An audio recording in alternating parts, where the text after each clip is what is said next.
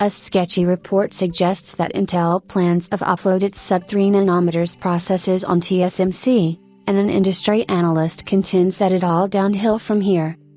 It seems increasingly likely that Intel's indigenous resources will not be able to support the magnitude of capital expenditure required to advance and sustain its cutting-edge production nodes, sub-3 nanometers, based on unconfirmed reports and the conclusion drawn by a well-regarded industry analyst.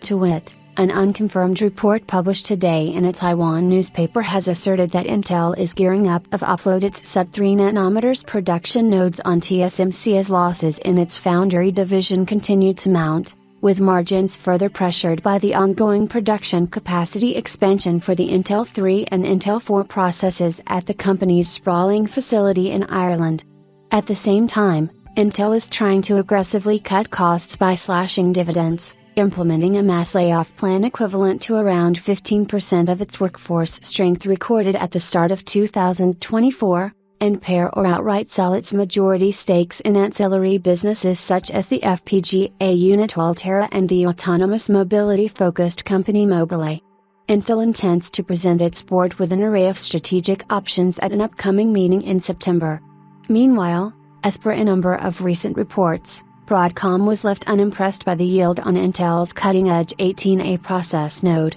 with some of the engineers going so far as to doubt the node's ability to move into high-volume production.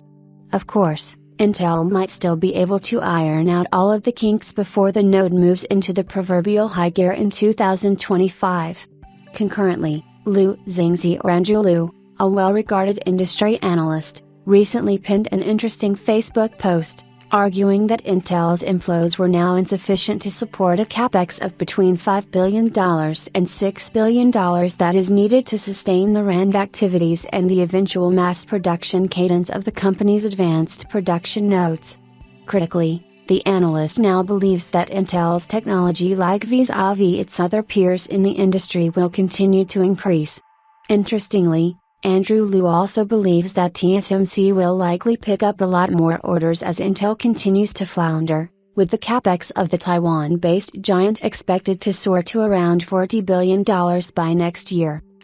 Of course, if Intel does end up punting on orders related to its advanced production nodes, it will have to severely modify or even jettison its current overarching strategy to deliver margin expansion, one that sees the company doubling down on its foundry division to drive aggressive growth and, concurrently, eke out cost savings of more than $8 billion to $10 billion exiting 2025, which would allow for a non-GAAP gross margin of around 60% and non-GAAP operating margins of around 40% by 2030.